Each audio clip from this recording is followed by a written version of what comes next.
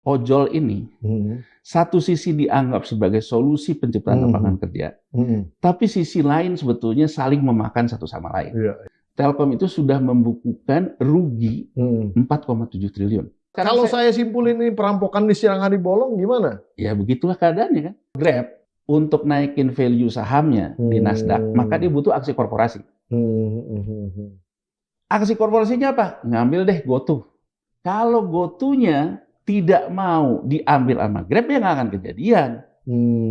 Kenapa ini menjadi bisa kejadian? Karena pemegang sahamnya sama. Main-main seperti gini, ada pidananya nggak sih sebenarnya? Oh ada. Transaksi aksi korporasi itu tidak boleh mengakibatkan transaksi benturan konflik kepentingan. Telkom pengendalinya adalah Menteri BUMN. Betul. Erick Thohir pada saat itu ya? Ya, pada saat itu. Di GoTo, ya, komisaris utamanya pada saat itu kakaknya Menteri BUMN. Oh, Boy Thohir. Boy. Nah, afiliasi lain juga muncul adanya di Wisnu Tama yang Tokopedia. Karena dia juga pada waktu ada di government. Komisaris independen Telkom yang juga ketua komite audit, dia juga adalah lawyer mergernya GoTo. Apakah kalau bukan karena ada hubungan afiliasi ini, Telkomsel akan mengasih 6,4 triliun. Bamsud itu kan waktu itu mengatakan perang-perangan melawan korupsi soal Senturi yang akhirnya dramanya kayak begitu. Nah sekarang soal GoTo saya belum dengar nih tokoh politik yang mengatakan ini kalau Senturi kita katakan perang-perangan melawan yang korupsi. Ini perang aja nggak ada ya, perang-perangan ini sebenarnya gimana? Mainnya ada.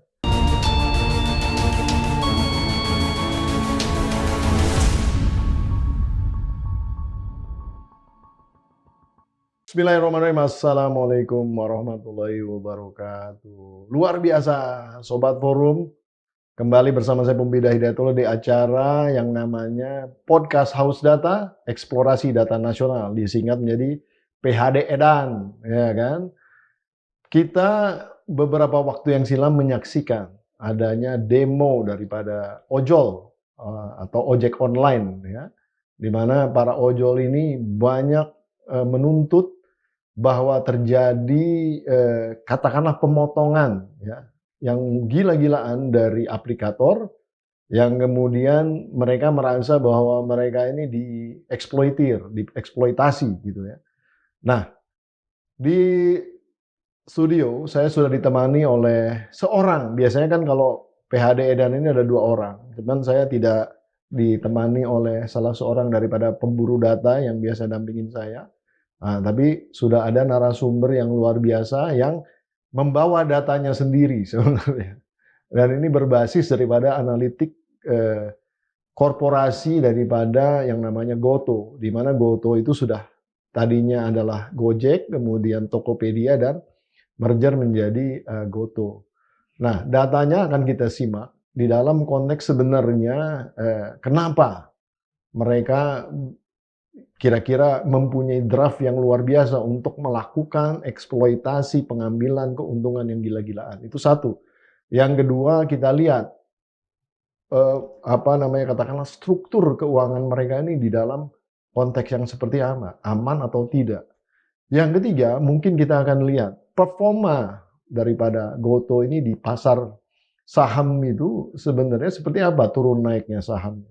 Apakah sudah menguntungkan ataukah masih di bawah daripada harga penawaran pertamanya. Dan juga yang terakhir mungkin adalah apakah sudah ada dividen yang dinikmati oleh para pemegang saham publik ini. Dan setelah itu nanti kita akan singgung rencana mergernya 2 raksasa ojol, yaitu Grab dan GoTo ini. Ya, nanti kita lihat, tentu kita kupas satu-satu. Nah, narasumber yang ada di studio ini adalah seorang ahli pengamat ekonomi yang paham sekali tentang masalah pasar saham tentunya maksudnya. Dan ini sudah ada Bung Yanuar Rizky. Selamat datang Bung Yanuar, luar biasa. Waduh, selalu semangat dong ya. Semangat gitu sih.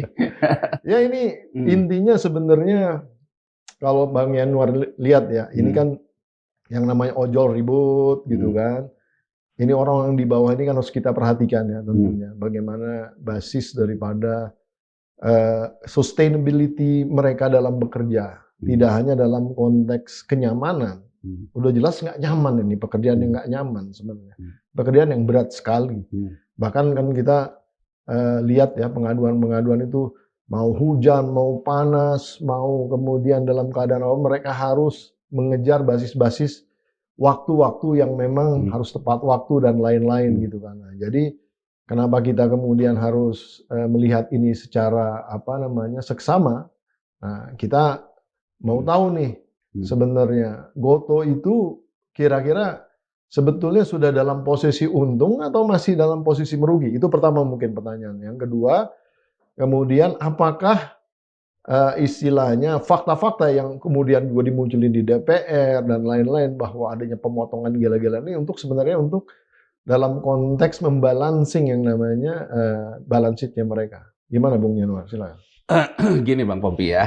Pertama, bahwa sebetulnya kalau kita lihat GoTo dan Grab sebagai perusahaan aplikator, ya, dia sebetulnya struktur harga pokoknya itu sebetulnya hanya dibentuk ke dalam penciptaan aplikasi, ya biaya jaringan dan sebagainya lah, biaya admin dan sebagainya. Tapi dia tidak punya tenaga kerja langsung dalam hal operasi yang namanya sektor usahanya. Betul. Hubungannya apa namanya istilahnya tuh? Kemitraan. Partner ya jadinya. Partner. Kemitraan. Nah jadi ada mitranya itu adalah para supir ojolnya, ada mitra kalau terkait dengan food dengan para pedagang makanan, restoran gitu ya. Kemudian ya mitra lah. Ada shop juga kan, ada shop juga gitu ya. Nah jadi sebetulnya kalau dilihat struktur harga pokoknya itu kan rendah sekali. Iya ya. Ya kan rendah sekali. Nah kemudian kenapa orang melihat misalnya yang sering disoroti oleh DPR potongan sampai 20%, yang dituntut oleh para sopir ojol sampai 10%, ya kan? Ya. Nah sedangkan kalau fee-based company, coba saya potong dulu sebentar ya. Nah, kan itu kan memang yang bekerja secara realnya itu memang hubungannya kemitraan. Tapi kan dia punya karyawan tetap. Ada. Nah, karyawan tetapnya itu jumlahnya masif nggak? Lumayan. Dan kalau kita lihat ya, kalau kita lihat struktur harga pokok yang disebabkan oleh biaya gaji eksekutif dan para karyawannya, gajinya tinggi-tinggi Bang Pompi kalau kita bagi. Jadi kalau kita soroti ketidakadilan dengan orang yang menjadi garda depan, para mitra memang terjadi ketidakadilan di situ. Ada ketimpangan tuh ya. Ketimpangan. Jadi kan kalau misalnya kita lihat GoTo deh gitu ya. GoTo itu kan sekitar 1,5 triliunan lah ya pendapatan dari potongan-potongan dan sebagainya gitu ya. Nah selama ini belum laba karena juga ada ongkos promosi, ongkos bakar duit lah orang bilang sebagai akhirnya tuh di bawahnya tuh belum untung. Nah, untuk yang sekarang ini kan dia mulai untung di bagian yang demand itu. Jadi demand tuh orang pesen ojek, orang pesen gokar. Betul. Di segmentasi itu dia mulai untung. Tapi kan di segmentasi akhirnya dia sebetulnya belum terlalu laba besar, masih ada akumulasi dan sebagainya. Nah, kenapa ini mulai muncul? Sebetulnya gini, banyak bakar uang yang sifatnya diskon-diskon. Ya kan, soalnya diskon-diskon itu ibaratnya pasar uang, itulah uang yang pertama kali dimasukkan, dibakar. Kemudian era ini kan sudah mulai sedikit berakhir. Jadi artinya investor awal yang memberikan injeksi dana agar ini aplikasi itu menjadi besar dulu, itu sudah mulai tidak mengecipin lagi uangnya. Udah nuntut balikin dong. Udah balikin. Dia gitu. Sebagai investor udah minta dibalikin. Nah, sekarang kita lihat dulu apa yang terjadi di akhir-akhir ini dari sudut ini dulu, Bang Popi ya. Misalnya penjelasan Grab. Ya, Grab bilang bahwa sebetulnya kita itu hanya 15%. Yang dibuat disalah persepsikan itu adalah terkait dengan ongkos promosi.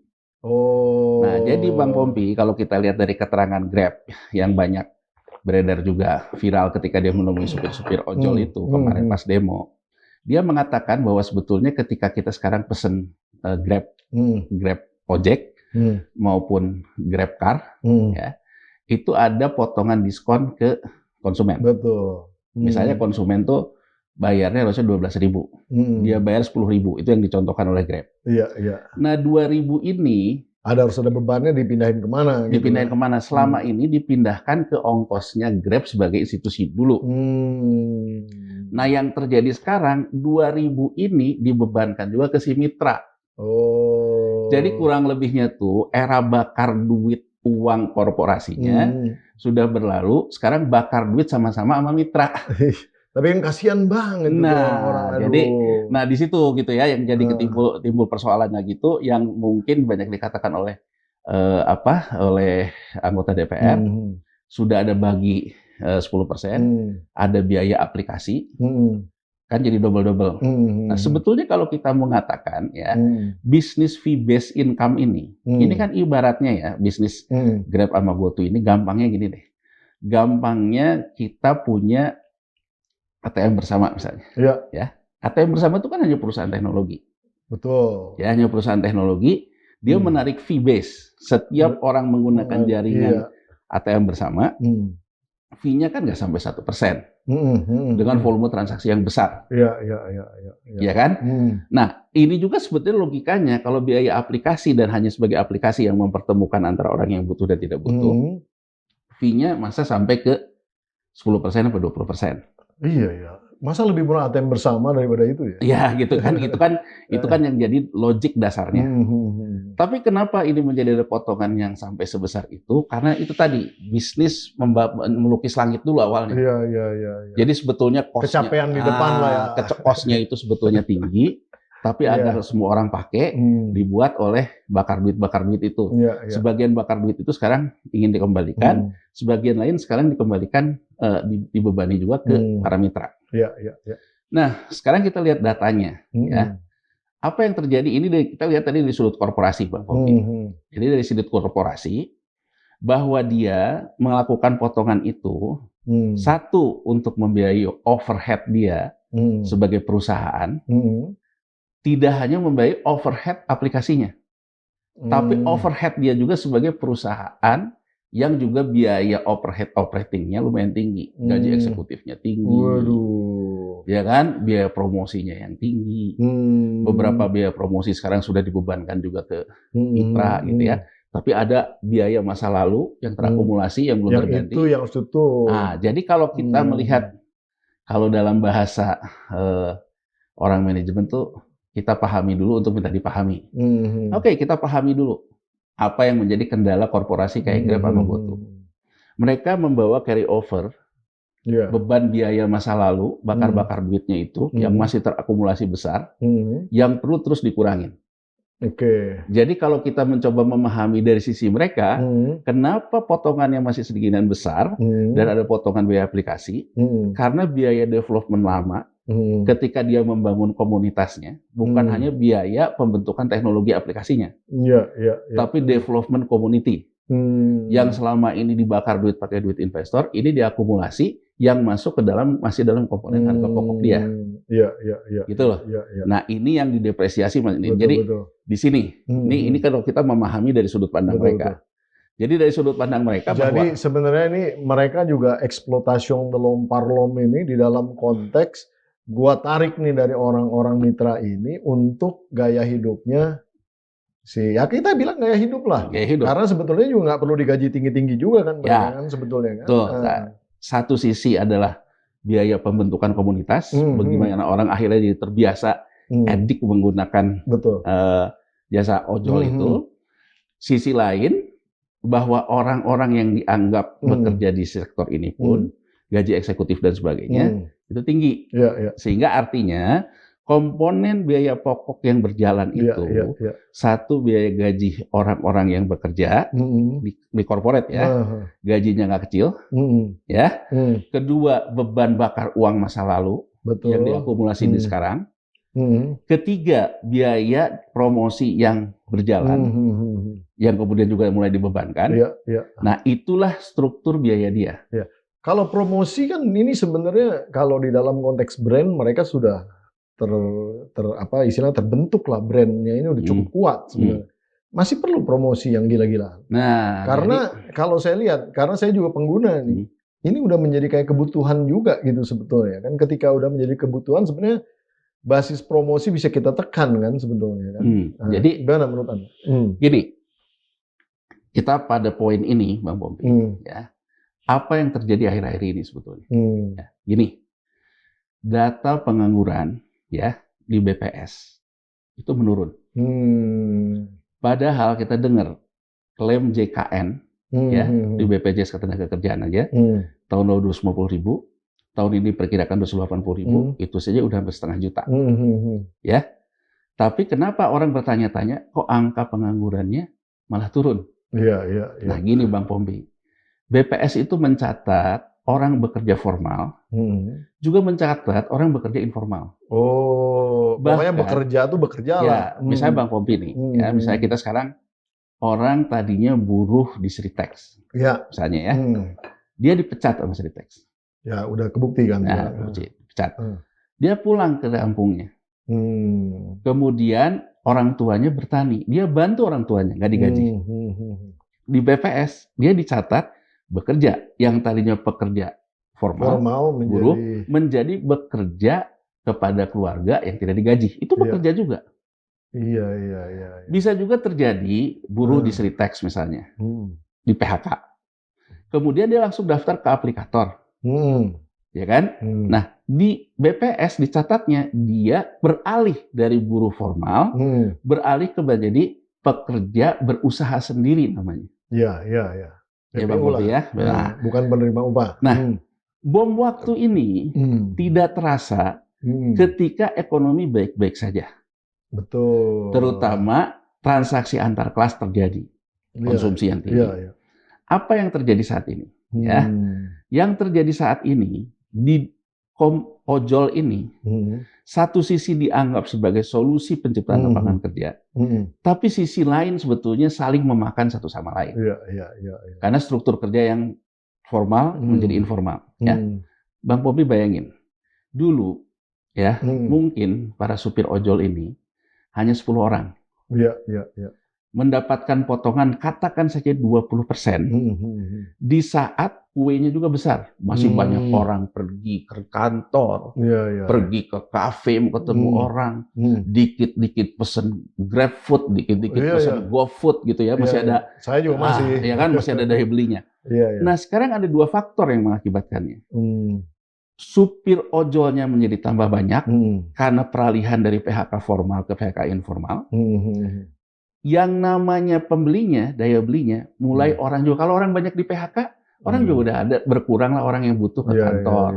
Kuranglah orang yang buka kafe. Berarti mah ekonomi lagi turun. Lagi turun. Berulanglah pula orang yang pesan-pesan COD lah gitu ya, dan sebagainya. Pesan makanan. Nah, jadi dari sisi kuenya menurun. Dari sisi orang yang berada di lingkungan berusaha sendiri itu tambah banyak. Makanya mereka kemudian menjadi menganggap bahwa waduh, saya kok sekarang dapat uang susah. Segala macam. Orderannya kurang lah ya. Orderannya kurang gitu ya. Nah, makanya kan isu sensitivitas terhadap potongan tarif ini menjadi mengemuka. Karena kan begitu dia lihat, oh kok saya potongannya banyak banget. Dulu mungkin nggak begitu kerasa saking banyaknya order masuk Shopee. Oke, jadi tahan dari dulu, sisi Bung Yanuar. Ini kita masuk ke mergernya Gotoh. Di mana seyogianya kan kalau suatu perusahaan merger ini ya cuannya ada lah ya kan, nggak mungkin nggak ada cuan. Nah, kalau nggak ngapain merger kan gitu, kecuali memang dia dalam konteks yang satunya memang harus di bail out. Tapi ini kan dua-duanya sebenarnya lagi sehat-sehatnya tuh dua-duanya gitu kan. Nah, ini ada data yang saya dapatkan ini dari namanya Aliansi Masyarakat Anti Oligarki. Ngeri juga itu, Amaro ya kan. Tahun 2022 lah ya. Ini pas deket-deket si itu merger ya. Merger. IPO.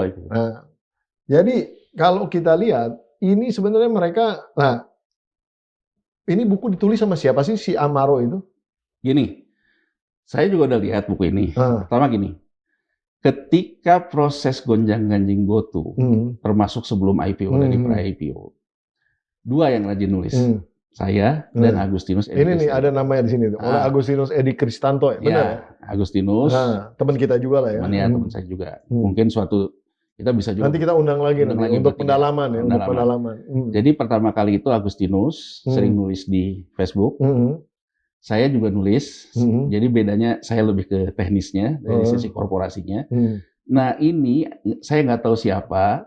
Dia mengumpulkan, si Amaro itu ya. Nah, dia mengumpulkanlah status-status saya dan status-status Agustinus dijadikan buku. Status di mana itu? Di Facebook. Oh, Facebook ya. Jadi sebetulnya Bung Yanuar sama Bung Agustinus ini nulis di Facebook. nulis tapi deep. Tulisannya tuh diambil sama orang-orang ini. Dirangkum lah sama mereka. Dirangkum. Ya, saya beberapa yang edit tahu juga kenal juga karena dia sempat nanya gitu. Status segala macam. Nah, kemudian ini diterbitkan menjadi buku. Betul. Ini kan bukunya nih sebenarnya. Menjadi buku. Tapi dalam PDF ya. Disebarkan di beberapa kalangan. Ya, di beberapa kalangan. Jadi, siapa yang nulis? Yang nulis Agustinus, saya. Nulisnya di mana? Di status Facebook. Menjadikan ini ada orang yang kemudian mengedit hal-hal yang relevan yang menjadi satu PDF e-book. Iya. Tapi saya dengar juga ada juga yang fisiknya yang diedarkan di beberapa kalangan ya. Nah, ini keluar memang pada waktu itu kan lagi rame ya. Saya dan Agustinus kemudian juga diundang di Panja DPR waktu itu, cuma tertutup untuk menjelaskan soal merger ini. Nah, saya pertama kali tahu ada buku ini memang ini beredar di DPR kan. Yang kemudian menjadikan saya dan Agustinus dipanggil di Panja itu. Jadi kalau isinya itu ada di statusnya Agustinus. Masih ada sampai sekarang? Masih. Di tempatnya Bang Yanuar juga masih ada? Masih ada. Jadi sebetulnya bisa dilihat kesamaan. Cuman ini orang menjadikan buku, dia memilih beberapa tulisan saya dan Agustinus. Gitu. Intinya sekarang ketika mereka merger dan IPO itu, mereka make money banyak. Gini Mas Bampi, ya. Saya jelasin dulu agar masyarakat tahu sebetulnya uangnya di mana. Wah, mantap ini. Gini. Karena kalau cuma baca kadang-kadang suka males. Ya, kalau diajak ngobrol gini kan muncul. Silakan. Gini, orang selalu bilang bisnis sekarang itu bisnis digital. Bisnisnya itu adalah bisnis startup. Ya, bisnis startup tidak pernah untung, rugi, tapi dapat duit besar-besaran. Banyak-banyak ya. Ya. Nah, sebetulnya apa yang menjadikan investor awal yang mau membeli ide para inventor, para penemu, dia beli sebagai pemegang saham pendiri untuk membiayai sampai barangnya jadi, selalu berpikir bahwa dia bukan dapat untung dari dividen, Mas Pompi. Dia akan punya untung ketika perusahaan ini nanti brandnya naik, value-nya naik, sudah kelihatan akan punya prospek, maka dia akan jual ke pemegang saham baru. Jadi gini, investor itu ada dua dapat uang, terutama investor pendiri, pengendali. Satu dapat uang dari dividen, karena usaha yang dirintis menguntungkan. Ini namanya uang diciptakan oleh organiknya. Kedua, dia dapat duit sebetulnya ketika dia menjual sahamnya. Karena valuasinya. Karena valuasi ke investor baru, dia dapat uang. Nah, di mana pijakan yang startup ini? Ya, saya ingin memulainya gini. Bagaimana kita memahami perusahaan digital, perusahaan startup.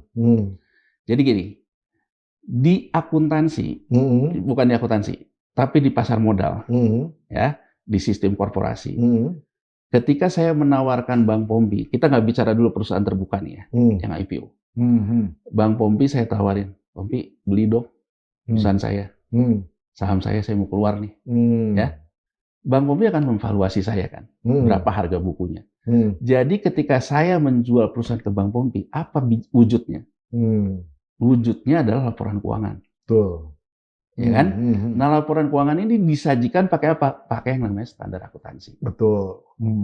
Oke? Standar akuntansi itu terdiri dari dua. Ada cash basis, ada accrual basis. Ya. Kalau cash basis itu artinya saya keluar uang berapa ya dicatat segitu. Betul. Kalau accrual saya mengaccrue. Kira-kira di depan tuh ada bagaimana dan sebagainya. Nah, ada dalam singkat cerita ya, dalam standar akuntansi yang berlaku umum internasional, di International Accounting Standard, ya, maupun diratifikasi di standar akuntansi keuangan kita, ada yang namanya revaluasi. Jadi misalnya gini, ketika perusahaan akan melakukan revaluasi aset, asetnya aset fisik, fixed asset. Misalnya fixed asetnya itu adalah rumah dan tanah. Iya. Rumah tadinya harganya 100 juta, sekarang 1 miliar. Bang Pompi melakukan revaluasi menjadi 1 miliar. Karena Bang Pompi merevaluasi aset, maka modal Bang Pompi yang ketika beli tanah tadi cuma 100 juta, harganya sekarang jadi 1 miliar, berarti uang Bang Pompi dulu yang 100 juta, nilainya sekarang menjadi 1 miliar. Betul. Jadi gampangnya Bang Pompi sahamnya nilainya menjadi 1 miliar tanpa Bang Pompi nyetor duit lagi sebetulnya. Betul. Akibat revaluasi di sisi ini. Benar. Okay? Nah sekarang bagaimana wujudnya fixed asset di perusahaan teknologi ini? Muncullah yang namanya goodwill, aset tak berbentuk, intangible asset. Intangible asset yang dinamakan goodwill. Yeah. Bagaimana cara merevaluasi goodwill? Kan gini loh. Dulu saya buat aplikasi, gitu kan? Oh, aplikasi saya ini sekarang nilainya nggak segini. Kan sekarang tuh juga salah satunya adalah banyaknya orang yang pakai, wah, trafficnya dan sebagainya lah, ada ukuran-ukurannya. Saya mau lakukan evaluasi gitu kan? Oke, bisa direvaluasi nih dari segi traffic, dari segi segala macam. Nah, cuman kan yang namanya intangible, Bang Pompi. Begitu saya mengatakan bahwa aplikasi saya harganya sekian, bisa didebat sebetulnya. Bisa didebat karena tidak ada faktor harganya kan. Nah, nggak ada ini ya, nggak ada shelf price-nya tuh nggak ada ya. Nggak ada. Nah, ini dalam standar akuntansi terkait dengan goodwill dari perusahaan-perusahaan yang intangible ini, ya. Iya. Hanya akan bisa dilakukan revaluasi kalau ada aksi korporasi. Aksi korporasinya apa? Aksi korporasinya ya merger, akuisisi, IPO gitu-gitu ya. Gitu. Bisa tuh ya. Nah, singkat cerita, kita lihat PSAK, ya ini dasarnya dari International Accounting Standard ya. PSAK 22 tentang menilai goodwill. Iya. Oke. Sudah ada tuh ya? Ada. Sejak kapan itu ada? Jadi tulisan ini juga kan saya udah tulis ada di situ. Udah lama, udah ada. Nah, dalam PSAK tentang goodwill ini, ya, begitu saya melakukan, kapan saya bisa melakukan revaluasi goodwill? Kalau saya melakukan merger dan akuisisi. Oke? Iya.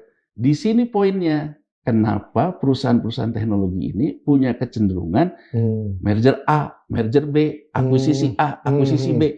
Karena ini memang disyaratkan dalam standar akuntansinya.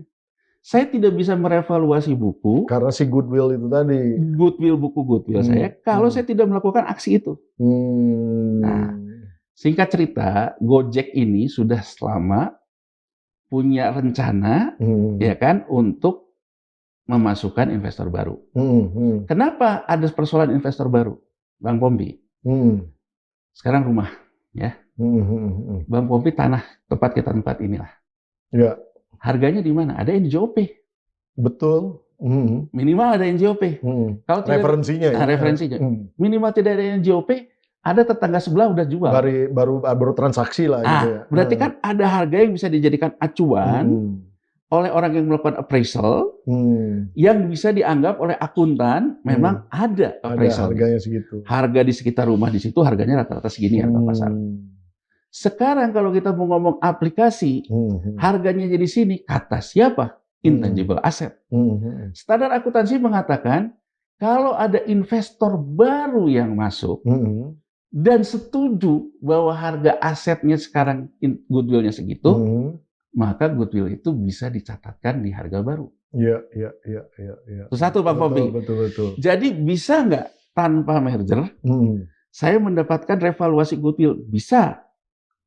Tapi kan nggak ada lawannya tuh. Maksudnya artinya nggak ada investor baru. Oh, investor baru bisa masuk. Jadi bisa aja gini loh. Awalnya kan Gojek itu. Kalau ada yang mau masuk. Ada yang mau masuk.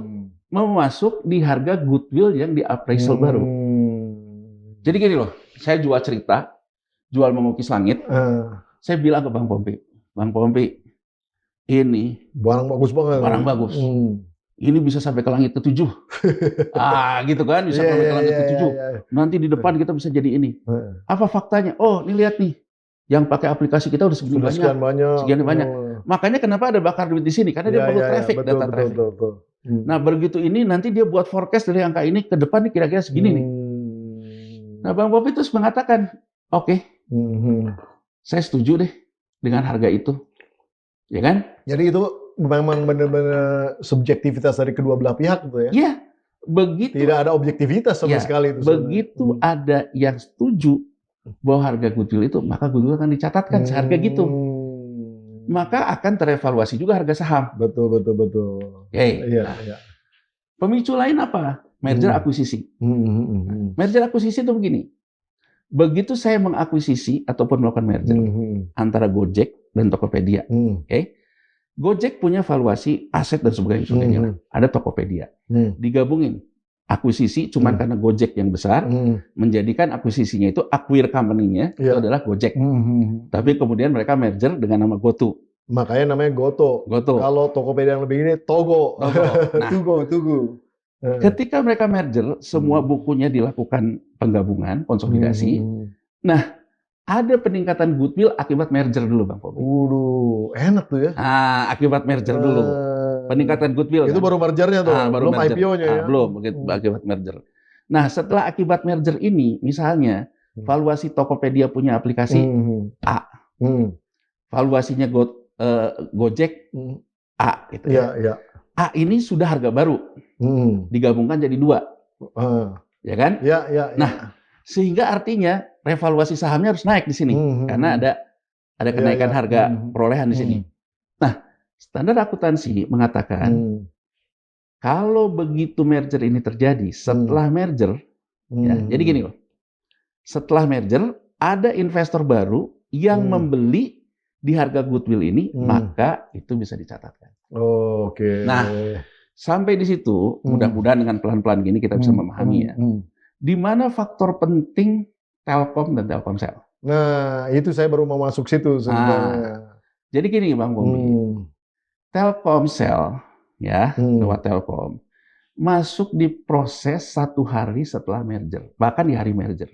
Jadi bukan pada saat publik ya? Bukan, pre-IPO. Namanya ini masih pre-IPO. Ngeri kali itu. Namanya masih pre-IPO. Kalau boleh di publik, terserah lah tuh ya. Itu mungkin lebih transparan tuh ya. Ini di pre-IPO. Di pre-IPO mereka masuk di harga goodwill baru pasca merger. Untuk ngejustify itu sebetulnya. Ya. Menjustifikasi itu kan. Jadi Bang Pompi punya Tokopedia, punya Gojek, pendirinya dulu, punya saham itu 1 perak harganya. Tapi karena goodwill-nya direvaluasi besar, harga ini menjadi 265 tanpa dia store. Nah, syaratnya di International Accounting Standard waktu di standar akuntansi keuangan, kalau ada investor baru meskipun hanya beli 1 lot, jadi itu barang tuh ya? Jadi 265. Iya. Ya kan Bang Pompi? Karena apalagi belinya banyak tuh. Banyak, 6,4 triliun total. Makanya. Harga 265. Artinya Bang Pompi, aku ingin mengatakan, orang yang pendirinya yang tadinya punya selembar 1 perak, ya, tanpa nambah duit, tanpa nambah apa, hari itu, dengan masuknya Telkomsel itu, dia terevaluasi harganya menjadi 265. 265 kali. Iya. Nah, tapi kan orang ngomong, ya kalau jadi 265, tapi terus kalau nggak jual, ya sebetulnya kan hanya harga paper aja. Saya tidak melakukan eksekusi itu. Nah, saya dan Agustinus pada waktu itu melihat ternyata di pre-IPO itu yang dibeli oleh Telkomsel itu adalah saham-saham treasury. Saham treasury itu saham korporasi. Dari mana perusahaan treasury yang belum IPO membeli saham cadangannya? Belinya dari para pendiri. Jadi dibeli dari pendiri 275 loh.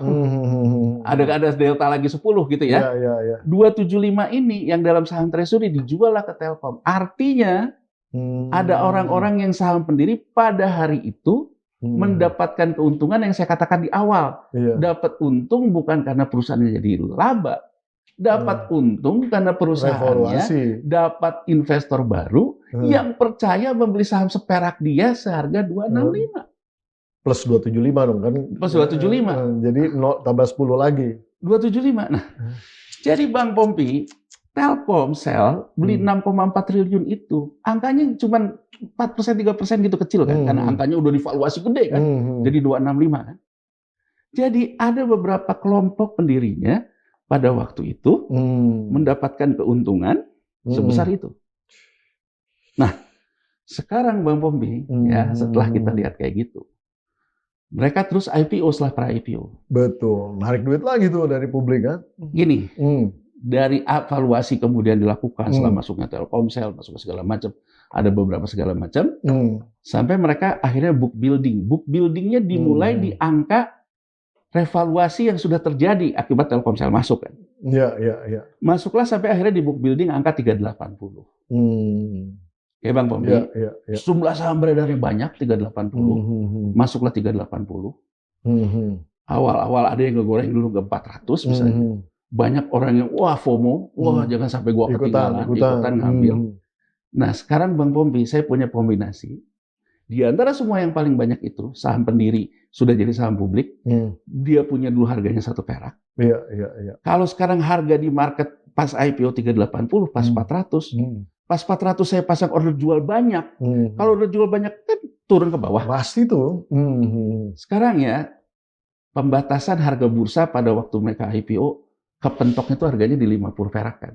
Iya. Bang Pombi, saya ingin mengatakan, masih ingat tuh saya tuh. Kalaupun juga saya dapatnya di angka 50 perak, saya masih 50 kali. Jadi saya punya kombinasi dapat uang dari Telkom 265 kali, dapat dari market saya bisa dapat 50 kali. Nah, saya ingin mengatakan, jadi usaha ini sebetulnya usaha jualan saham. Bukan jualan untung. Iya. Exit terus, ya kan dari angka segitu, makanya harganya jadi turun ke bawah. Nah, pertanyaan saya sebentar. Ada nggak dana yang masuk ke korporasi, bukan ke pemegang saham? Ada, mereka selalu main saham treasury. Nah, berarti kan ada dana. Artinya kan sebenarnya di dalam konteks ketahanan dananya si korporasinya ini cukup kuat sebenarnya. Justru kalau kita sekarang mau bedah lebih jauh ya, setiap harga ini jatuh ke bawah, nanti muncul lagi saham treasury-nya aktif. Buyback dia. Buyback, ngambil lagi saham treasury. Nanti lepas lagi. Jadi kalau kita lihat di struktur laporan keuangan para perusahaan startup ini, bukan hanya GoTo ya, tapi juga Grab, memang mereka memainkan itu juga, memainkan keuntungan dari pengelolaan treasury stoknya. Iya. Jadi kasarnya sebenarnya perusahaan ini bukan perusahaan aplikator menurut saya. Aplikator adalah perusahaan aplikator yang pada dasarnya jual beli saham. Betul. Nah, jadi Bang Pombi, ya persoalannya adalah apa? Buat Telkomsel, buat Telkom, ada PSAK baru yang berlaku tahun 2020 dari International Accounting Standard, yang bahwa kalau harga perolehan yang sifatnya investasi portofolio, nah saya ingin jelaskan dulu. Investasi portofolio itu apa? Investasi portofolio itu bahwa saya tidak punya keinginan untuk masuk dalam pengelolaan usaha. Ya, jadi cuma megang portofolio saham. Nah, kalau investasi non portofolio saya memang ingin pengendalian. Jadi saya selalu menyanggah termasuk yang di dalam tulisan ini. Kalau Telkom mengatakan bahwa ini untuk membentuk ekosistem digital di Indonesia, maka Telkom harusnya masuk sebagai pengendali, bukan portofolio. Harus involve manajemennya. Involve ya. Uang segitu dapatnya portofolio, bukan pengendali kan? Ini kan yang enggak aja gitu ya. Iya. Nah, padahal kontrol itu paling penting kan di dalam konteks memanage gitu ya. Artinya di laporan keuangan Telkomsel dan Telkom masuknya ke PSAK tentang portofolio. PSAK tentang portofolio Bang Pombi, setiap dia mau tutup buku, harga di bursanya berapa, kalau ada selisih dari harga perolehan, langsung diimper. Ini berlaku sejak 2020. Apa itu diimper? Kalau dulu Bang Pombi, sebelum ada PSAK 70, 71, 72 yang berlaku tahun 2020, ketika harga saham saya di bursa dalam portofolio itu turun, saya masih catat di neraca. Iya. Investasi portofolio GoTo 6,4 triliun. Di bawahnya cadangan kerugian. Penurunan harga. Tapi tidak masuk mengurangi laba rugi berjalan. Krisis 2008 di Amerika Serikat dianggap oleh para investor penyebabnya itu karena accounting treatment seperti ini. Menjebak gitu loh. Iya. Ya kan? Nah, seolah-olah bagus padahal basisnya kropos. Iya. Ini kemudian muncullah International Accounting Standard yang kita juga ratifikasi di tahun 2020. Ini harus langsung dibiayakan. Jadi Bang Pombi, begitu misalnya Maret kuartal 1-nya harga sahamnya sudah di bawah 26 ketika awal IPO, Telkom mencatatkan laba karena IPO-nya harganya 380. Laba kan 380 265. Oke. Laba masuk ke laba Telkom, laba. Begitu kuartal berikutnya harganya di bawah 265, langsung dicatatkan rugi. Unrealized loss tapi kan sebenarnya. Tapi dicatatkan rugi di laporan keuangan. Ya? Jadi ini bedanya sama standar akuntansi lama, tidak lagi dicadangkan, langsung diimpar rugi. Oh gitu ya aturan yang baru, aturannya gitu. PSAK yang baru. PSAK yang baru. Nanti kalau misalnya. Tapi itu yang benar sebenarnya. Ya, masalahnya 3 bulan berikutnya laba di atas harga terakhir. Jadi gini ya, aku ambil contoh nih. 380 laba karena 265 ya. Masuk ke profit and loss berjalan. Oh. Jadi laba. Oke. 3 bulan berikutnya jadi rugi. Masuk ke rugi berjalan. Betul. Patokannya adalah harga terakhir. Iya. Jadi sekarang itu ya Telkom itu secara akumulasi sudah membuku, kalau harganya sekarang 70, 67 tadi saya lihat, 70 ya. Telkom itu sudah membukukan rugi 4,7 triliun. Nah, tapi kan itu dari segi Telkom. Kita nih sekarang mau lihat dari segi korporasinya si Gotoh ya, dan kemudian bagaimana ini bisa tertranslasikan kepada basis sustainability ke bawah itu tadi ya. Nah, pertanyaan saya sebenarnya sebagai orang yang misalnya saya beli di publik saham itu, kalau saya beli di angka awal di IPO, berarti udah jelas rugi sama kayak Telkom. Sama kayak Telkom. Pertanyaannya, apakah sudah ada dividen yang dibagikan secara reguler dari Gotoh ini? Nggak ada juga. Perusahaannya masih rugi. Masih rugi juga. Masih rugi. Terus jadi untungnya apa? Nah, tapi tunggu dulu. Kan ada duit masuk yang dari awal nih, yang 265 tadi itu. Nah, itu kemana? Pendiri, saham pendiri. Jadi sebenarnya ini memang benar-benar nggak ada yang bisa mengucur ke bawah nih ya. Nggak ada. Gila ya, ini mau benar-benar udah. Ini mah ultra kapitalis ini mah. Waduh gila. Nggak ada. Jadi artinya orang yang masuk investor lewat saham aja udah kejeblos. Yang beli di awal ya. Kalau yang beli di belakangan yang udah harganya di bawah sih, bisa juga dia nikmati naik ke atas gitu kan. Walaupun poinnya dikit-dikit lah naiknya. Tapi intinya ini benar gila ini mah. Sekarang gini ini mah kalau saya simpulin ini perampokan di siang hari bolong gimana? Ya begitulah keadaannya kan. Gila itu. Kalau sekarang saya pendiri, punya saham pendiri, harga 1 perak. Saya jual sore ini juga udah 67 keuntungan saya. Jadi artinya kan kita harus melihatnya. Karena dia satu. Yang lain kan belinya dari berapa? Dia dari 1. Cuman enak bener ini. Barang dia yang jumlah saham beredar ini kan belum habis Bang Pompi.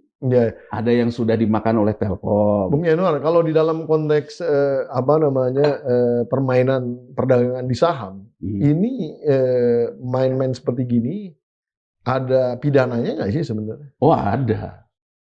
Ada. Jadi justru gini ya. Ini penting ini karena kan zamannya pidana. Apa-apa dipidanakan. Jadi begini, saya berapa kali kan kita bahas di sini soal moneter, soal segala macam. Intinya Bang Pompi, undang-undang pasar modal di negara manapun.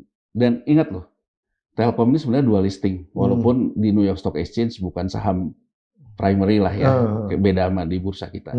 Jadi sebenarnya Telkom juga akan kena ke Undang-Undang Securities Exchange Act di Amerika. Undang-Undang Securities Exchange Act 1920, Undang-Undang nomor 8 tentang pasar modal di kita, itu sama. Basisnya sama. Satu Bang Pompi, yang tidak boleh dalam pidana itu apa? Transaksi, aksi korporasi. Kita bicara aksi korporasi. Transaksi aksi korporasi itu tidak boleh mengakibatkan transaksi benturan konflik kepentingan.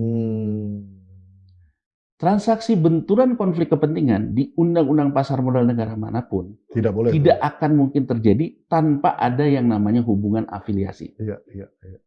Pasal 1 di Undang-Undang Nomor 8 tahun 95 tentang pasar modal masih didefinisi. Definisinya tentang afiliasi. Di pasal 1. Apa afiliasi? Afiliasi adalah hubungan keluarga. Hubungan karena proses bisnis. Bareng-bareng ya, bisnis bareng-bareng. Hubungan karena profesi. Oke. Di proses pre-IPO yang sekarang beruntut ke sini ini, saya selalu menyoroti bahwa Telkomsel pengendalinya adalah Telkom. Telkom pengendalinya adalah Menteri BUMN. Betul. Erick Thohir pada saat itu Ya, ya? pada saat itu. Di GoTo, ya, komisaris utamanya pada saat itu kakaknya Menteri BUMN. Oh, Boy Thohir. Boy. Oh. Jadi, saya menyoroti, termasuk di buku ini, berdasarkan definisi yang tercatat di Undang-Undang Nomor 8 tahun 1995, ada hubungan afiliasi keluarga. Iya. Itu clear tuh ya? Clear, nggak boleh sama sekali? Nggak boleh. Hukumannya apa? Sebentar, ini afiliasinya dulu. Iya. Ini afiliasinya dulu. Afiliasi lain juga muncul adanya di Wisnu Tama yang Tokopedia. Karena dia juga pada waktu ada di government. Iya. Gitu ya. Nah, dia sebagai Menteri Pariwisata pada saat itu. Iya, dan bahkan Parekraf.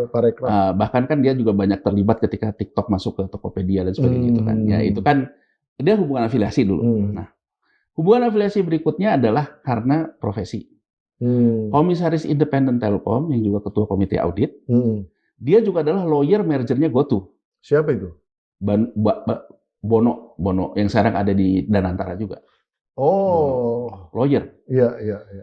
Ini hubungan afiliasi berdasarkan ketentuan undang-undang. Nah, orang bilang, ya kan kita ini hidup bisa aja punya afiliasi. Iya. Gibran aja bisa jadi wapres, kan gitu kan, kurang lebih kan gitu loh. Kan hak politik anaknya, masa aja gara-gara anak presiden nggak boleh. Perkara itu ngakalin umur, itu urusan lain gitu ya. Tapi kan orang selalu bilang gitu, apa karena afiliasi saya nggak boleh punya kegiatan gitu kan? Ya. Betul Bang Pompi.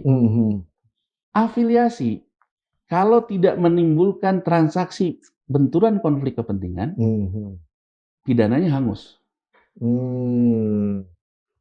Oke? Nah, sekarang pertanyaan saya, kan apakah kalau bukan karena ada hubungan afiliasi ini, Telkomsel akan mengasih 6,4 triliun? Kalau orang susah banyak, Bang Mombi.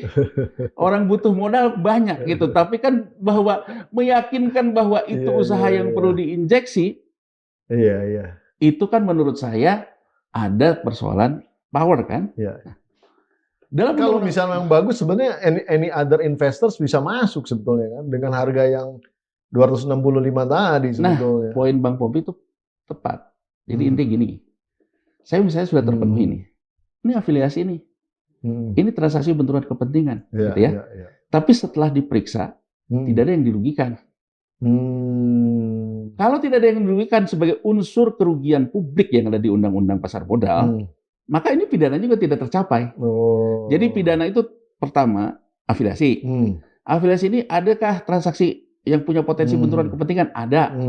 Transaksi benturan kepentingan aksi korporasi ini, adakah pihak yang diuntungkan? Adakah pihak yang dirugikan? Kalau tidak ada yang diuntungkan, tidak ada yang dirugikan, maka ini juga gugur pidananya Bang Pompi.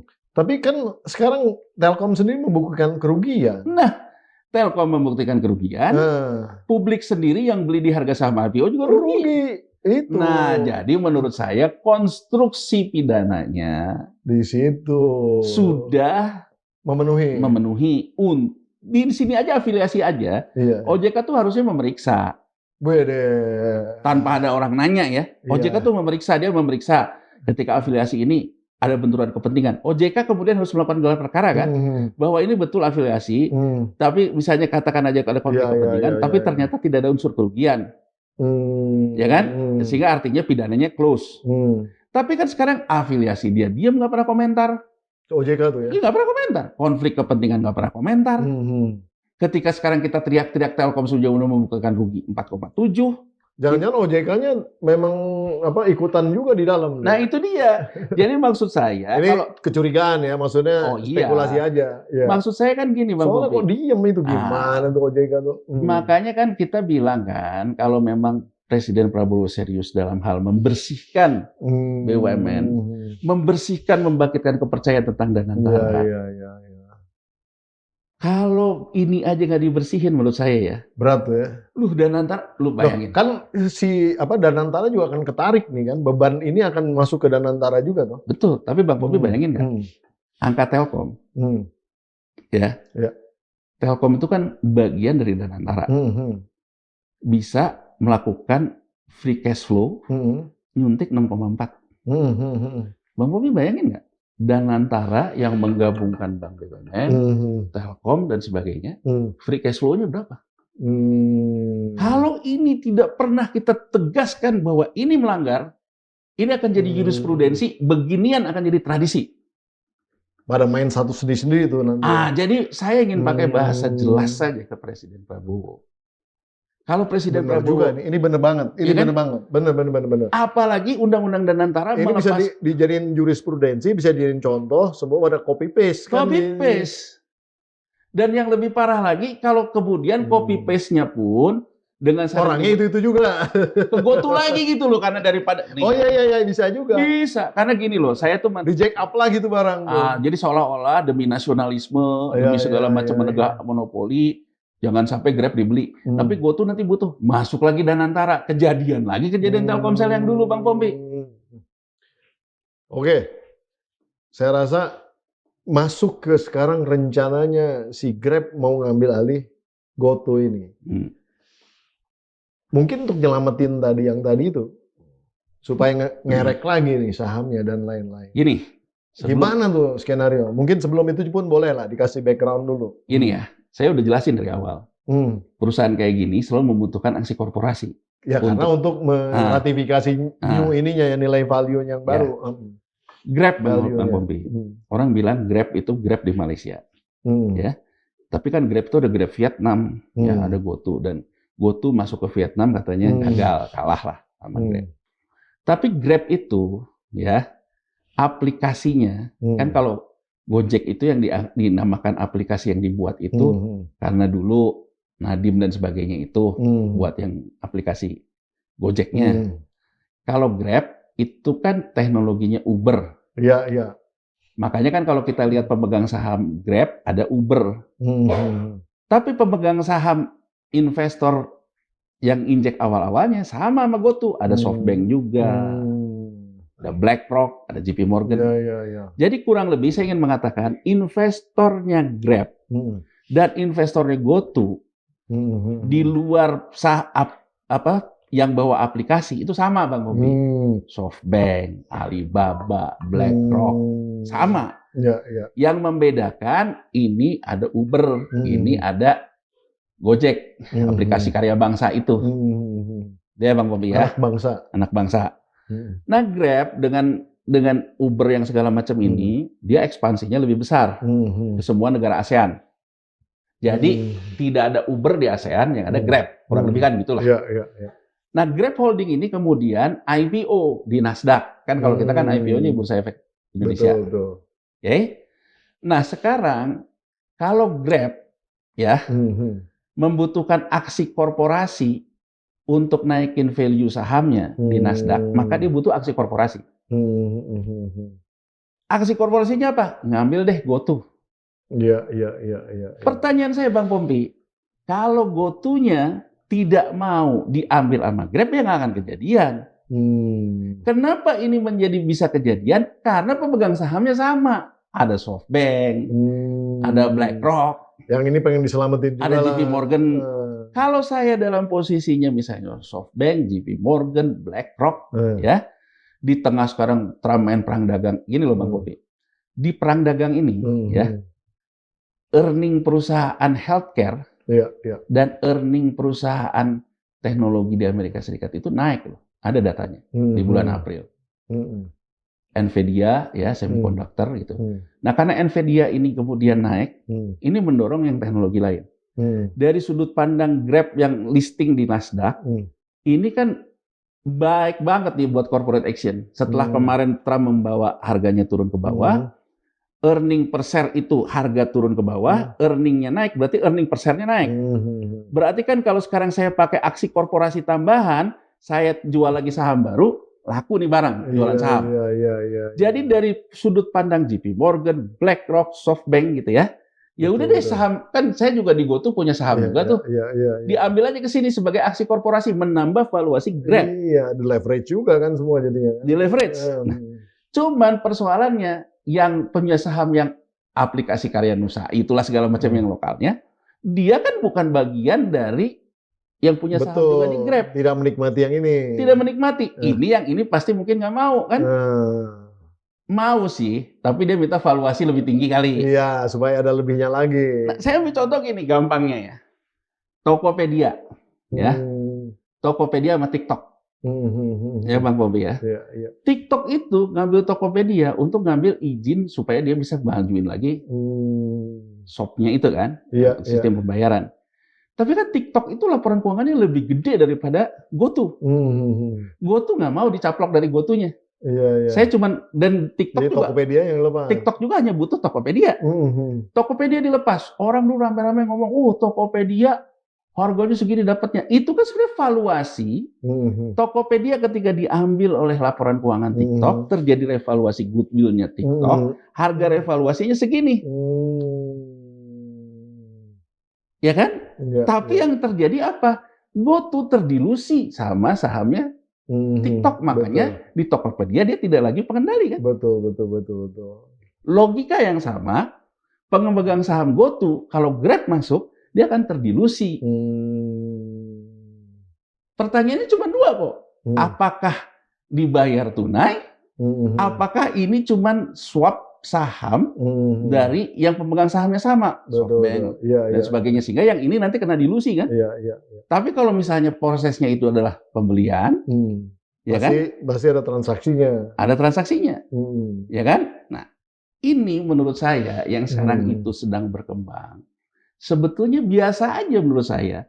Di perusahaan-perusahaan yang mau kawin kayak begini, Bang Pompi, biasa gitu. Ada yang memain persepsi supaya harganya naik, ya kan? Dimulaikanlah isunya soal nasionalisme. Kalau soal nasionalisme kan kita bisa tarik, itu soal nasionalisme. Uang BUMN udah habis 4,7 dibalikin nggak? Kan kita bisa tanya gitu, Bang Pompi. Jangan dulu minta dibela negara ketika Anda sendiri belum bisa mengembalikan uang negara yang sudah diinvestasikan tuh ya. Udah diinvestasikan. Jadi berarti nanti berat banget dong kalau misalnya terutama dari sisi Telkom dan Telkomsel nih ya. Kan dia udah harga saham turun, ya kan? Terus dia direvaluasi, si Grab masuk dia terdilusi dilusi tambah lagi. Kacau itu. Tambah terdilusi, tambah tidak punya peran. Jadi artinya tambah tidak punya peran padahal nilainya yang kita investkan 6,4 T. Iya ya. Dulu Century aja 6,7, wah rame. Ya, jadi menurut ini saya belum rame nih. Ya, belum rame. Harus diramein nih. Ini kan menjadi warisan ya. Kalau Century warisannya SBY yang juga memang ya selesai tidak selesai.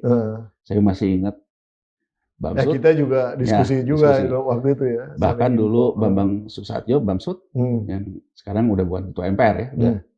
Bamsud itu kan waktu itu mengatakan perang-perangan melawan korupsi soal Century yang akhirnya dramanya kayak begitu. Nah sekarang soal GoTo saya belum dengar nih tokoh politik yang mengatakan ini kalau Century kita katakan perang-perangan melawan korupsi. Ini perangannya nggak ada ya, perang-perangannya. Ini sebenarnya gimana? Mainnya ada.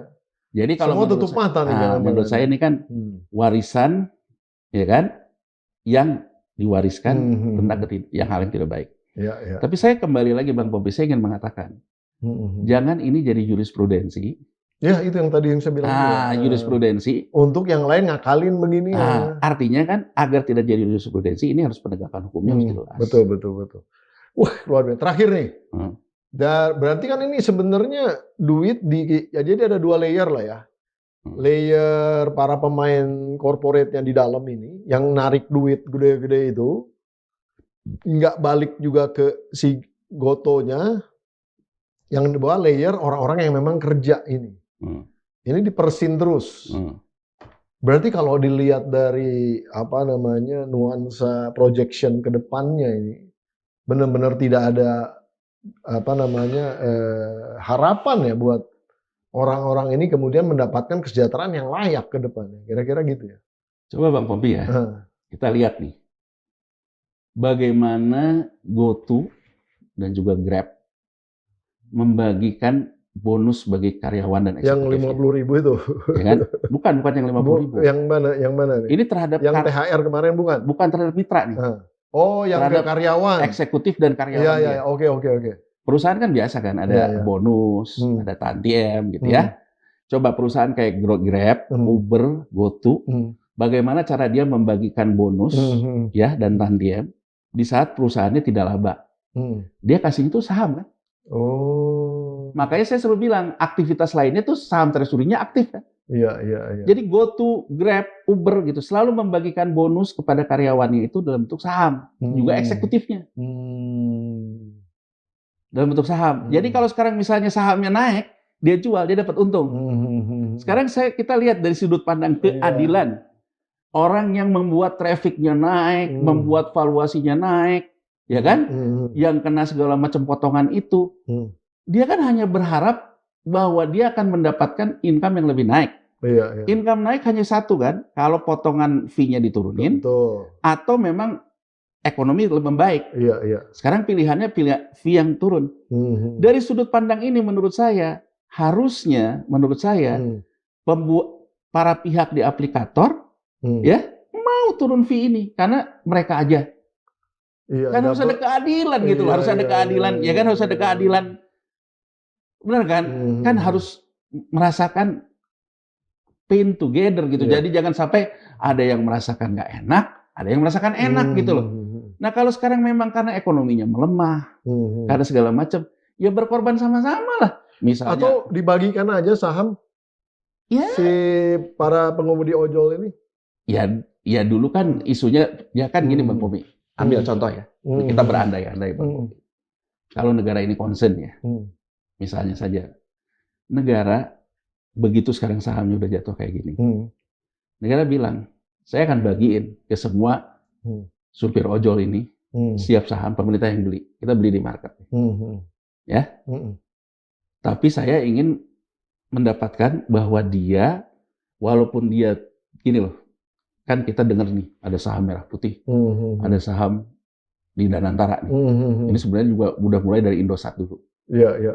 Meskipun hanya 1%, tapi saham itu Merah Putih, boleh menentukan keputusan, punya voting right. Kenapa negara ini nggak membuat, ya, untuk sebuah keadilannya, saya akan beli saham ini, yang hak voting right-nya akan digunakan oleh para supir ojol ini di RUPS. Keren tuh ya. Ya kan? Itu baru menurut saya namanya sosialis konkret. Kan baru pembela. Kan saya baca misalnya kata Rocky Gerung ya, bahwa dia bilang bahwa Presiden Prabowo menginginkan menjadi tokoh sosialis di Asia. Saya baca di media. Ini kalau yang namanya sosialisme Bang Popi. Bener tuh. Ya kan? Ini yang namanya. Ini keren banget. Ini kalau yang namanya sosialisme kan, dari yang namanya sosialisme kan, saya bisa bilang kan, gitu loh, bahwa dulu nih Telkom udah ngeluarin 6,4, ruginya udah 4,7. Saya minta berakin 6,4 itu di harga saham sekarang. Tapi saya mintanya sahamnya Merah Putih. Saya mau bagiin ke semua supir ojol. Itu namanya land reform digital. Bener. Land reform digital gitu loh. Jadi artinya, ya kan? Iya. Ya kalau enggak tegakkan hukum saja. Iya. Soalnya kalau land reform yang bener agak susah. Pagar lautnya beres-beres. Jadi maksud saya, sebagai pemegang saham Merah Putih, supir ojol bisa mempengaruhi kebijakan ini di ruang rapat umum pemegang saham. That's it. Itu yang namanya shareholder activism.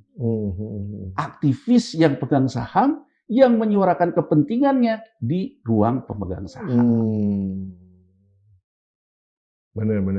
Itu kalau menurut saya, kalau seperti kata Bung Rocky Gerung, bahwa Presiden Prabowo itu ingin jadi sosialis, tokoh sosialis di Asia. Mungkin salah satunya yang bisa dia lakukan adalah langkah-langkah seperti ini. Luar biasa. Terima kasih Bung Yanuar. Sama-sama Bang. Ini luar biasa nih, kita udah bongkar-bongkar. Nanti kita akan masuk lebih detail bersama Agustinus nanti dengan Bung Agustinus sekalian. Karena ada versinya Agustinus, ada versinya Bung Yanuar. Kalau saya lihat ini udah mencakup daripada berbagai macam keingintahuan saya ya tentang masalah GoTo ini. Dan ya saya terus terang secara pribadi semakin tidak ada confidence lah di dalam konteks melihat kesejahteraan yang akan terjadi bagi para pengemudi ojol itu. Memang mereka harus fight dan harus dibela oleh pemerintah seperti skenario seperti tadi. Mungkin ada beberapa kata-kata ya terakhir yang ingin disampaikan ke audiensnya PHD Edan, silakan. Oke, gini ya. Saya mungkin ingin menyampaikan satu aja Bang Popi. Danantara ya sudah melepaskan pasal penyelenggaraan negara. Implikasinya besar. Bukan hanya persoalan tipikor, tindak pidana korupsinya. tapi persoalan bagaimana negara ini mengelola aset negara. Ya. Sebetulnya dengan melepaskan pasal penyelenggara negara itu sudah terjadi privatisasi. Dengan cara inbrank saham pemerintah ke Danantara yang bukan penyelenggara negara. Berarti prosesnya hibah. Ya. Nah, saya ingin mengingatkan, ya, ketika kita masih posisinya BUMN aset negara saja, kita berani tuh main model kayak Telkom kayak gini, yang bermain melukis langit, langit tidak kita lukis, menciptakan lapangan pekerjaan semu, ternyata para ojol yang kita anggap mensuplai kepada data BPS penurunan pengangguran, ternyata hidup mereka tidak lebih baik. Jadi negara ini harus tetap concern. Negara dibutuhkan oleh para kaum yang tidak mampu mempengaruhi kebijakan. Jadi saya ingin mengatakan Danantara sebagai agent of development sesuai cita-cita Presiden Prabowo. Artinya jangan mewarisi jurisprudensi keliru. Ya kan? Saya menunggu Presiden Prabowo ya kan, bisa membuat situasi ini, jurisprudensinya yang kayak gini nggak boleh dilanjutkan. Kalau tidak ada statement seperti itu, menurut saya, soal waktu, semua akan coba. Semua akan coba, bisa jadi juga masuknya ke gotu lagi gitu. Dalam artian, itu soal waktu gitu. Yang akhirnya kita tidak pernah menyelesaikan persoalan, cita-cita agent of development itu sendiri yang dicita-citakan Presiden Prabowo. Ya mungkin itu aja ya, karena kita hanya bisa bersuara, Bang Pompi. Sebagian besar perubahan itu diperlukan pemerintah, karena pemerintah menciptakan kebijakan. Kebijakan butuh teknokrasi, yang membutuhkan kebijakan bukan orang-orang bijak, tapi orang-orang yang memang untuk bijak saja tidak sampai. Karena hidupnya sehari-hari masih mencari kerjanya, cari kerja. Ya kan? Jadi menurut saya negara dibutuhkan oleh mereka. Jadi harus. Jadi kalau sekarang kita mengatakan era digital harus ke dalam reform digital. Bukan era digital menguntungkan para kabir kapitalis birokrat. Itu aja Bang. Keren. Luar biasa, terima kasih Bung Yanuar. Nah, itu tadi Bung Yanuar Rizky, kita sudah mengeksplorasi data nasional dalam konteks melihat ya, tatanan data-data yang terjadi di dalam perhelatan mergernya Gojek dan Tokopedia, kemudian dilepasnya lagi Tokopedia, TikTok dan lain-lain. Ternyata enak sekali di dalam melihat yang namanya goodwill daripada penilaian saham itu, sehingga sangat-sangat subjektif, sangat-sangat bisa ditentukan antara dua belah pihak subjektivitasnya. Jadi kita bisa nentuin harganya sembarang aja selama ada basis aksi korporasi yang terjadi, aksi transaksi yang terjadi. Artinya apa? Artinya berdasarkan PSAK yang memang terakhir ini, ya ini sudah memenuhi standar keuangan. Dan praktek ini bisa membuka peluang terjadinya persoalan-persoalan governance yang tadi disampaikan juga.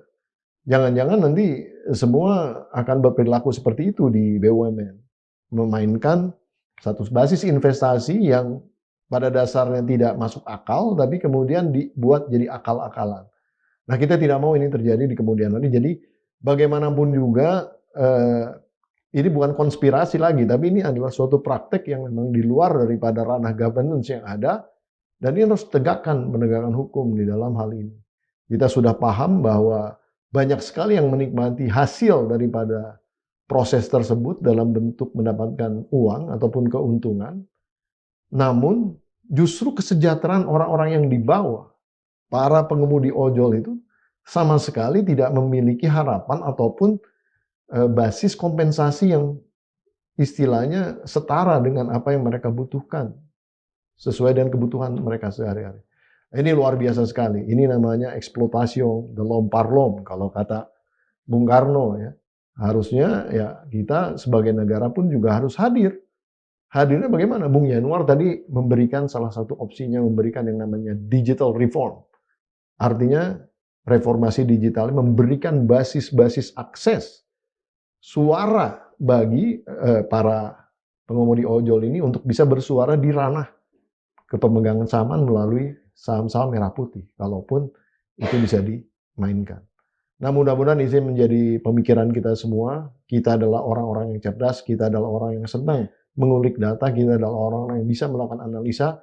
Mari kita berpikir jernih, mari kita melihat ke depan, kita bangun Indonesia ini berbasis sesuatu kebenaran yang hakiki dan tujuannya tidak lebih tidak kurang untuk menciptakan kesejahteraan umum, mencerdaskan kehidupan bangsa, dan tentunya menciptakan keadilan sosial bagi seluruh rakyat Indonesia. Saya Pembina Hidayatullah undur diri dari acara kita, Podcast House Data, Eksplorasi Dasar Nasional sampai di sini, dan nonton lagi episode berikutnya, pasti akan kita tampilkan data-data yang lebih menarik. Assalamualaikum warahmatullahi wabarakatuh. Luar biasa. Ya, thank you.